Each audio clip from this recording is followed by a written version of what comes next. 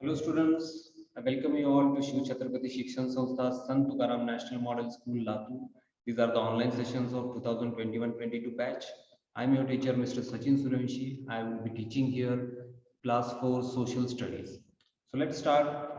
Today we will be seeing about very important chapter, that is the rivers, and in that we would be learning about rivers of India 4.2 concept. But before that, let me take to little previous sessions. In previous sessions, we have learned about the river, what is the river, and also the important stages or the parts of the river when river carries out its journey. Everyone knows that from the first point to the last point, or from the source to the end of the river, it gets divided into three parts, that is the upper course, middle course, and lower course. It is called as total journey of the river, and that gets divided into three parts. We also put a light on main uses of rivers. We have seen main uses of rivers, that is rivers are used for farming purpose, rivers are used for generating the electricity, rivers are also used for recreational activities, that is river rafting, you can say the swimming, bird watching, for such purposes, for such hobby activities these rivers are used. And many times, or in many areas, the rivers are mostly used for fishing purpose, that is to take out food from it. The rivers are used for that. We also put a light on the problems the rivers are facing nowadays, and also we have seen some of the remedies to overcome these problems. The biggest problem of the river, in front of the river, or the biggest danger for river, it is the pollution of the rivers due to many causes.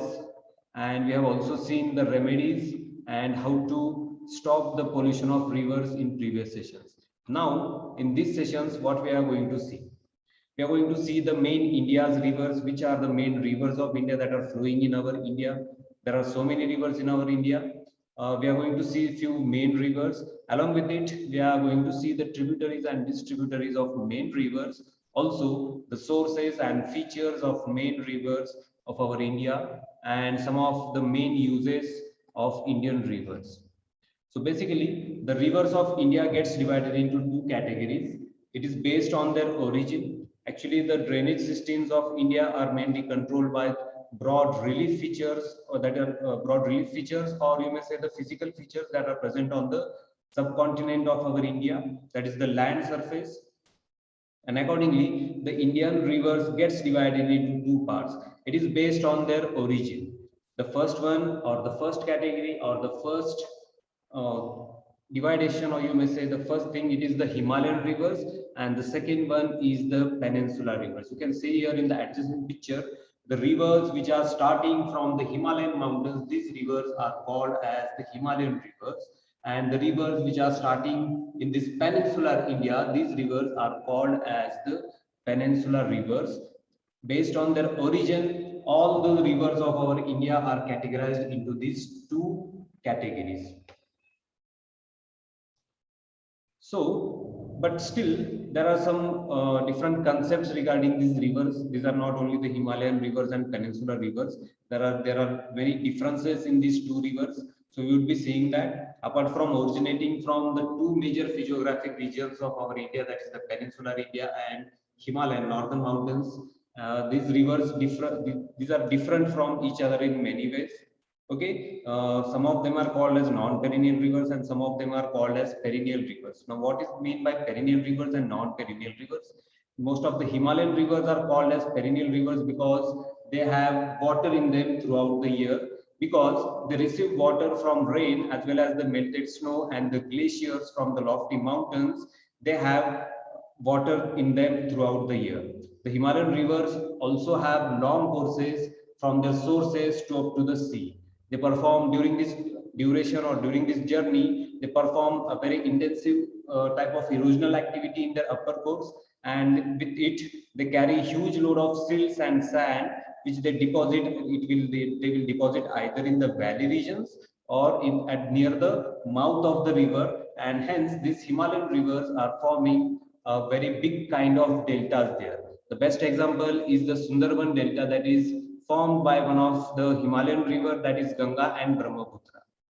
Whereas the peninsular rivers have different features. The peninsular rivers are also known as seasonal rivers because their flow is dependent on the rainfall. During the dry seasons, even the large rivers have reduced flow of water in their channels, and hence they are called as non-perennial rivers.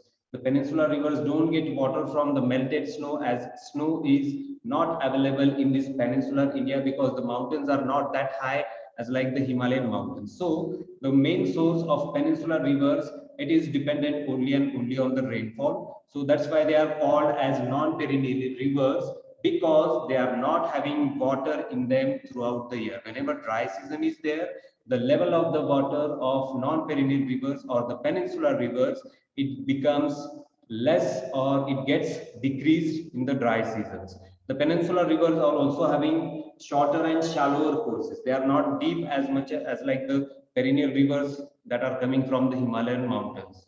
Most of the rivers of peninsular India, they originate either in the Western Ghats and they go towards the Bay of Bengal, they meet the Bay of Bengal, or they will originate in the central highlands. There are some mountain ranges in the central highlands, that is the Vindhya and Satpura ranges, either from Western Ghats or from southern, Satpura and Vindhya range. Either they will originate from the Western Ghats or these two ranges.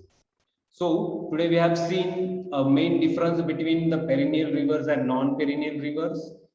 In next session, we would be coming specifically, we would be learning about the India's rivers one by one.